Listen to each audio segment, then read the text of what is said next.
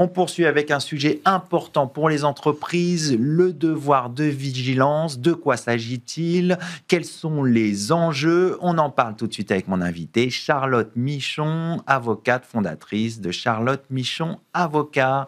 Charlotte Michon, bonjour. Bonjour Arnaud. Alors, on va parler ensemble du devoir de vigilance pour bien comprendre comment ce devoir de vigilance s'inscrit-il dans le paysage juridique français et européen. Alors, le devoir de vigilance, c'est une nouvelle obligation juridique qui demande aux entreprises d'identifier et de prévenir les impacts négatifs qu'elles peuvent avoir sur les droits humains et l'environnement. Et donc, on a une loi pionnière en France, donc une loi de 2017 maintenant, mais je continue à dire que c'est une nouvelle obligation juridique parce qu'il y a encore beaucoup de questions d'interprétation.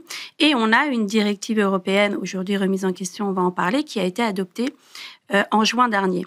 Et l'originalité du devoir de vigilance, c'est qu'il demande à l'entreprise de s'intéresser aussi aux activités que des tiers peuvent avoir et donc de identifier les risques et de prévenir par rapport à des activités de filiales. Donc, il y a un effet, ce n'est pas une loi extraterritoriale, mais il y a un effet extraterritorial et par rapport à l'activité de certains de leurs relations commerciales et notamment les fournisseurs et sous-traitants.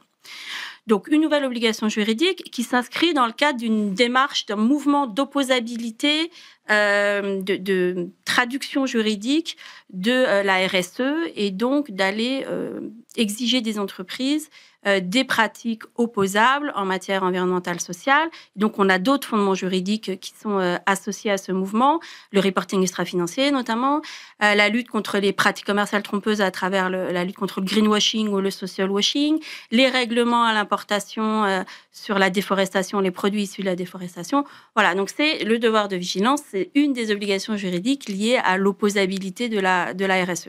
Donc, on voit qu'il s'inscrit dans un mouvement général, mais pour autant, on a observé un recul de l'Union européenne sur ces questions. Comment vous expliquez ces reculs sur les réglementations européennes? Alors, je ne sais pas trop si je peux l'expliquer.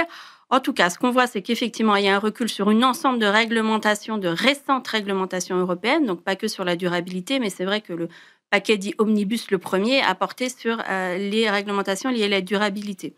Alors déjà, disons que le principe du pacte vert reste. Il est rappelé par les institutions européennes et il propose des réglementations, des simplifications dans un souci affiché d'allègement des obligations, notamment sur les plus petites entreprises, et dans un contexte aussi de crise économique, et donc pour favoriser la compétitivité des entreprises. Alors, on va voir ce que ça donne. Pour l'instant, sur le devoir de vigilance, le principe d'une obligation reste. Alors certes, le champ est réduit, mais le principe d'une obligation européenne reste, qui devrait arriver là d'ici 3 ans. Il y a beaucoup de discussions au niveau européen. Il y a des lobbies intenses de part et d'autre pour ne pas alléger ou encore plus alléger la réglementation. Donc, on va voir ce que ça donne. On va observer le devoir de vigilance a sûrement pâti et est un peu dans le même... inclus dans le même sens que le reporting extra-financier, donc avec la CSRD qui va être aussi allégé. Et il a sûrement pâti de le premier exercice de CSRD qui a été assez lourd pour les entreprises l'année dernière, pour les grandes entreprises. Alors, on va aborder une autre question. Malgré tout, il y a eu des contentieux sur ce devoir de vigilance. Et quelles sont les premières tendances que vous observez? Alors, effectivement, la loi française, elle, depuis 2017, elle vit. On a eu la création de chambres spécialisées au niveau du tribunal judiciaire de Paris, de la Cour d'appel de Paris. Donc, on a les juges qui ont rendu leur première décision, notamment une décision d'injonction de modification du plan contre l'affaire La Poste. On a à peu près une dizaine de contentieux en cours, connus en tout cas, sur le fondement du devoir de vigilance. Et ça interroge soit les stratégies environnementales des entreprises, notamment en matière de financement ou de stratégie climatique, soit des projets de filiales opérationnelles, donc des grands projets. On peut citer le projet ICOP de Total Energy en Ouganda ou EDF au Mexique. Donc, c'est vraiment des filiales d'entreprises, soit des questions liées plutôt à l'approvisionnement et à la sous-traitance avec, c'était la question dans l'affaire La Poste, donc c'était la sous-traitance, conditions de travail de prestataires, de travailleurs, de prestataires dans de la Poste, d'une filiale de la Poste, donc sur les transports et sur la logistique. Alors, on va revenir sur une autre question qui me semble importante, c'est le devoir de vigilance comme outil de prévention des risques pénaux, sociaux, environnementaux. Concrètement, qu'est-ce que ça signifie ? Alors, le devoir de vigilance, c'est une démarche de prévention, comme je l'ai dit. Donc, il demande à l'entreprise de prévenir, de regarder, d'identifier au plus tôt les situations où il pourrait y avoir de potentielles atteintes, donc en matière de droits humains, donc évidemment conditions de travail, droits sociaux, ça renvoie aussi à des infractions pénales potentiellement, et en matière d'environnement. Donc, le fait pour l'entreprise de identifier, de prévenir les situations de potentielles atteintes est évidemment, par définition, un outil de prévention des risques contentieux.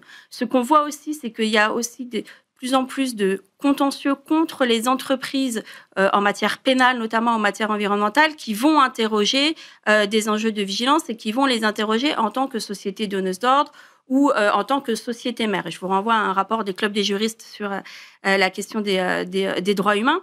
Et donc, finalement, mettre en place, être à même de démontrer une démarche proactive de vigilance permet à l'entreprise aussi de se défendre, notamment quand des atteintes sont commises par des tiers, et de montrer qu'elle est de bonne foi et qu'elle, de son côté, avait mis en place toutes les mesures pour éviter ces atteintes. Alors, au-delà de ce que vous venez d'expliquer, est-ce que le devoir de vigilance est aussi un outil dans la gestion stratégique des risques réputationnels des entreprises ? Alors, je l'espère.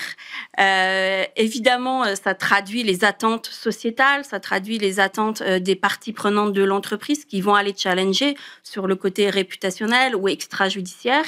Donc, on voit de plus en plus, par exemple, de salariés qui interrogent l'entreprise sur sa démarche de vigilance et sur des choix qu'elle a pu faire ou ne pas faire par rapport vraiment à la stratégie de l'entreprise.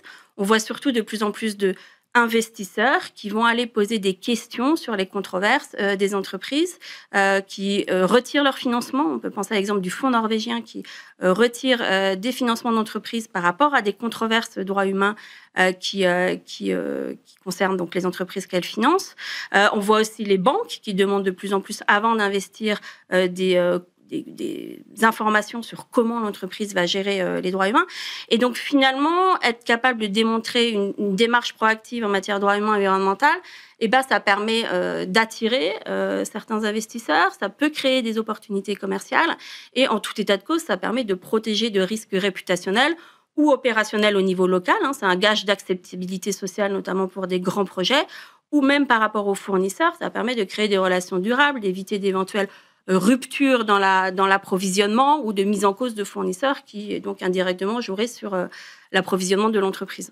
Alors, est-ce que vous avez observé, vous êtes au contact des entreprises sur cette question de devoir de vigilance, est-ce qu'elles intègrent mieux cet aspect RSE, devoir de vigilance, dans leur stratégie globale ? Alors, il y a évidemment des effets positifs de la loi française, mais plus généralement, je dirais que c'est le contexte RSE, notamment la CSRD, notamment les entreprises qui ont été sociétés à mission ou par rapport aux raisons d'être, qui ont permis de toucher les conseils d'administration ou les boards des entreprises et donc ont favorisé évidemment cette prise en compte de la RSE, mais de manière positive, encore une fois, et de manière à créer des opportunités. Devoir de vigilance, c'est plutôt une approche par les risques, alors c'est moins sexy, je dirais, et donc c'est plus difficile d'aller parler d'éviter les risques qui paraissent, ce qui peut paraître évident pour les entreprises, mais quand même, le devoir de vigilance, c'est vraiment un outil de prévention des risques qui permet justement de créer ces opportunités et ces impacts positifs. On va conclure là-dessus. Merci Charlotte Michon. Je rappelle que vous êtes avocate fondatrice de Charlotte Michon Avocat. Merci beaucoup. Tout de suite, on va parler d'un sujet connexe, l'avocat, acteur de la transition écologique.